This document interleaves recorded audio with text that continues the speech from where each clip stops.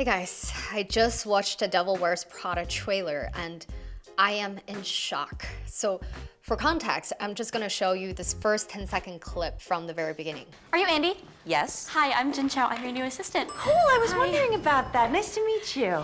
Ching Chong or Chin Chong have a long history of being used in the West to mock Asian languages by turning them into pretty much nonsense words. Maybe some people would just say this name is just a coincidence, but this is exactly how microaggression work. Racism subtle enough to be dismissed, but the people who are targeted still feel it very much. As an Asian woman, I've lost count of how many times people have talked over me mid-sentence in a meeting, assumed I'm inexperienced before I even talk, explained things to me in a very condescending way. And what bothers me is that in 2026, the movie industry still portrays Asians in a very stereotypical way. And I'm gonna show you another clip from this trailer. I was an intern this morning, but when a desk opens up, the interns get a chance to interview. And guess what?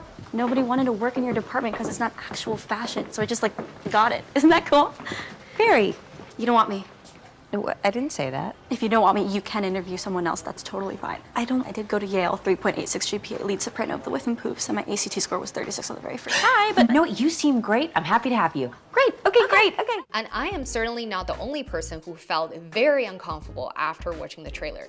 So I'm just gonna read this comment. This video perfectly shows the entire stereotype that Asians are either nerdy or out of place in luxury settings. I experienced this firsthand at a luxury resort. Even though I was wearing a bikini and sunglasses while playing with my child, a posh English woman still had the nerve to ask if I was the babysitter. They knew I was the mom, but they just couldn't accept a stylish Asian woman enjoying a luxury vacation as a guest. This kind of media portrays that exact brand of racism.